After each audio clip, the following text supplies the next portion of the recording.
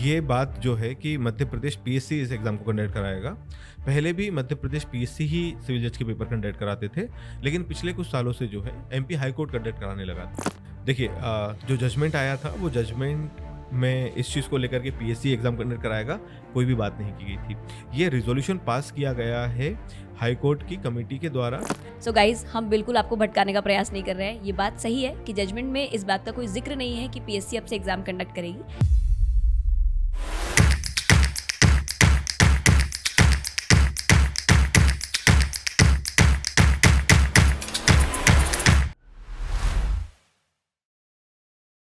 Hello everyone, my name is Ankita और आज मेरे साथ में है नीरज सर। और यहाँ पर हम दोनों एक टॉपिक पर डिस्कशन करने के लिए आए हैं जिसको लेकर के आप सबके दिमाग में बहुत ज़्यादा सवाल है। मेरे ख्याल से ये सारे सवाल तब से ही शुरू हुए हैं जब से हम दोनों ने ही वीडियो लिया था इस टॉपिक के ऊपर, which was regarding the new change जो कि इंट्रोड्यूस किया गया है एमपीसीजे के एग्ज़ाम कंडक्शन में। सो सर, सबसे पहले तो ये क्या पूरा का पूरा न्यूज़ है एमपीसीजे एग्जामिनेशन को लेकर के, एमपीपीएससी के इन्वॉल्वमेंट को लेकर के, प्लीज़ इस पर थोड़ी सी क्लैरिटी दीजिए। ये बात जो है कि मध्य प्रदेश पीएससी इस एग्ज़ाम को कंडक्ट कराएगा। पहले भी मध्य प्रदेश पीएससी ही सिविल जज के पेपर कंडक्ट कराते थे, लेकिन पिछले कुछ सालों से जो है एमपी हाई कोर्ट कंडक्ट कराने लगा था। काफ़ी दिनों से ये मांग उठी थी कि क्या पीएससी को पेपर कराना चाहिए, तो इस चीज़ को लेकर के पहले जजेस के मध्य में सहमति नहीं आई थी, लेकिन अभी पिछले कुछ दिनों पहले ये सारे जजेस के बीच में सहमति बनी है कि वापस से एग्ज़ाम कंडक्ट जो कराना चाहिए वो पीएससी को कराना चाहिए। तो अभी इस चीज़ को लेकर के थोड़े दिनों में क्लेरिफिकेशन आ जाएगा, ऑफिशियल नोटिफिकेशन भी आ जाएगा, जहाँ पर ये क्लियर कर दिया जाएगा कि अब मध्य प्रदेश में जो पेपर है सिविल जज का वो Madhya Pradesh public service commission के द्वारा कंडक्ट कराया जाएगा, जैसे पहले से होता आया है।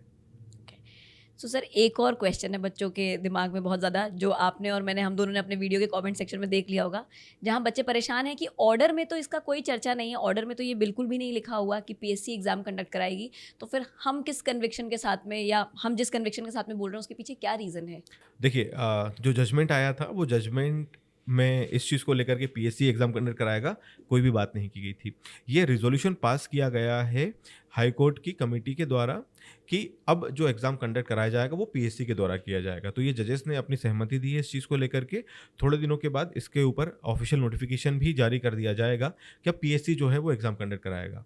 सो गाइज, हम बिल्कुल आपको भटकाने का प्रयास नहीं कर रहे हैं। ये बात सही है कि जजमेंट में इस बात का कोई जिक्र नहीं है कि पीएससी अब से एग्जाम कंडक्ट करेगी, लेकिन ये एक अलग डिसीजन है जो रेजोल्यूशन के थ्रू पास किया गया है, जजेस की सहमति से पास हुआ है, और जहां पर ये बात निकल के आई है कि अब से एग्जाम कंडक्टिंग बॉडी जो है वो आपकी पीएससी होने वाली है। ऑल्सो सर, एक और क्वेश्चन यहाँ पर जो वापस कुछ वीडियोस के नीचे कमेंट्स थे कि बच्चे इस चीज़ को सोच करके भी हैरान हैं कि ये जो माइग्रेशन का प्रोसेस है ये तो पहले भी अलाउड था, तो अब जो हम वापस माइग्रेशन के प्रोसेस में चेंज की बात कर रहे हैं, ये चेंज क्या है? थोड़ा सा इसको एक बार स्टेप वाइज एलॉबरेट कर दीजिए सो दैट बच्चों को और क्लैरिटी मिल जाए। देखिए माइग्रेशन की जब हम बात करते हैं तो प्रीलिम्स, मेंस और इंटरव्यू तीनों ही स्टेज पर अब माइग्रेशन अलाउ किया गया है।